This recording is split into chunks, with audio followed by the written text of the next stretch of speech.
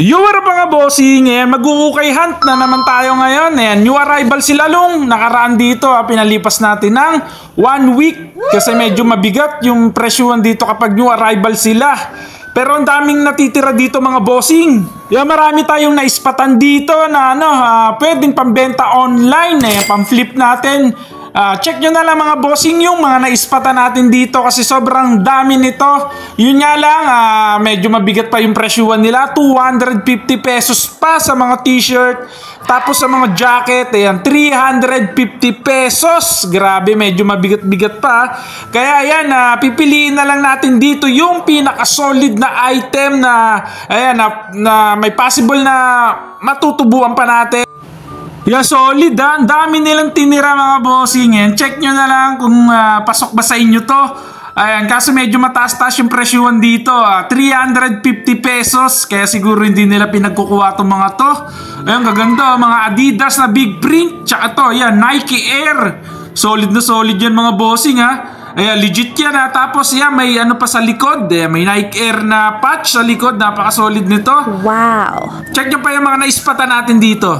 Yeah, meron pa dito mga soccer jersey mga bossing. Yan, kaso medyo mataas lang ha. 250 pesos. Revisa lang tayo mga bossing ha. Ibig sabihin ng revisa, yung mga tira-tira ng mga naunang nag-select dito. Ayun yung siselekan din natin. Kakalkalin natin para yan. Makahanap din tayo ng mga tira-tira nila. Pwedeng pambenta online.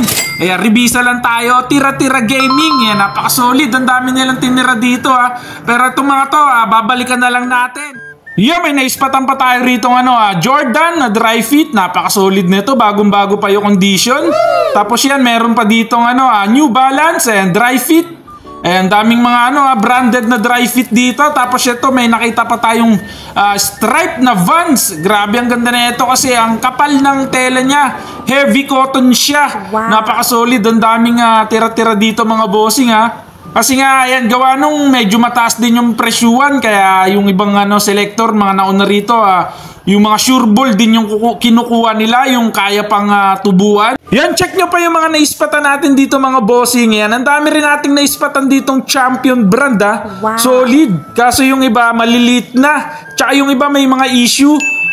Pero pag nag-drop price naman dito, ayan, solid. Halos araw-araw din silang nag-drop price. Ayan, may naispatan din tayo mga band shirt dito Yeah, meron din tayo naispatan sa mga short. Ayan, ganda nito. X-large lang naman. Wow. Ayan, walking short. Solid na solid. Yun nga lang, 300 pesos pa.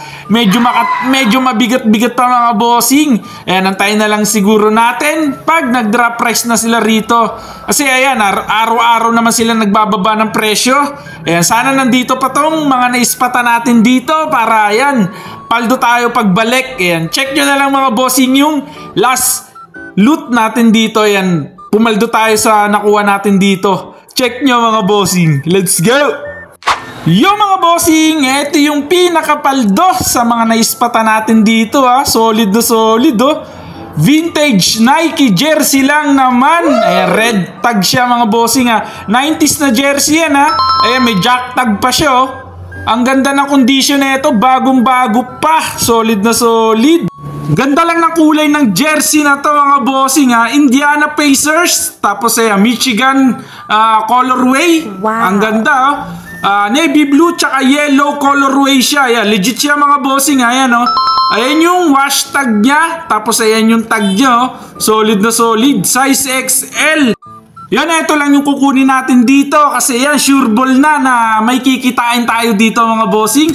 Sa pag-uukay hindi lang naman basta bili lang ng bili. Dapat alamin nyo rin kung magkano yung bentahan sa online mga bossing para hindi rin kayo malugi. Lalong-lalo na kapag malaki yung puhunan or benta. Let's go!